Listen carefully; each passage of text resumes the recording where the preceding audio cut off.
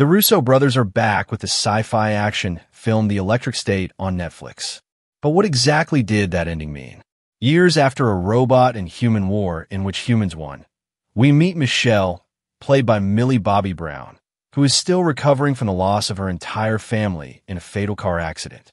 One day, she meets a robot that tells her she is her brother, Christopher, who has put his mind in the robot's body. After a little convincing, she travels across the U.S. hoping to find her lost brother. That is where she meets Keats, played by Chris Pratt, a robot scavenger. The two must team up with a couple of robot companions to cross a deserted wasteland where all the remaining robots live after the war. Michelle and Keats run into a camp for robot refugees, starting a robot community. This is where we find Dr. Ammer, played by Hoi Kwan. Dr. Ammer reveals that Sentre took Christopher to use his genius mind to power the neuropiloted robots that Sentre built, which helped humans win the war. His body, which is in a permanent coma, is at the Sentre headquarters. Michelle, Keats, and an army of robots attack the Sentre headquarters to save Christopher.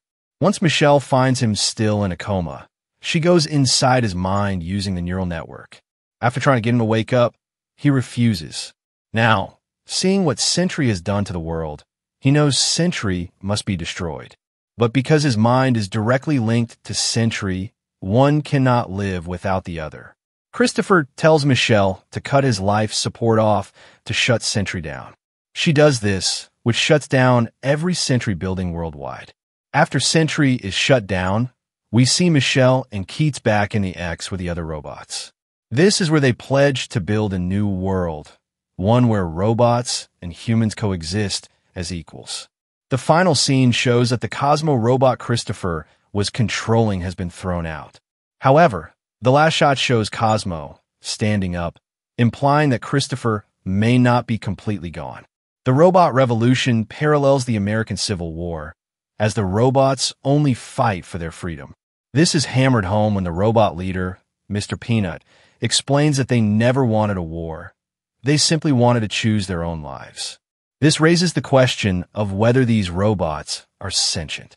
At one point, Mr. Peanut faces off against a former military sergeant turned bounty hunter.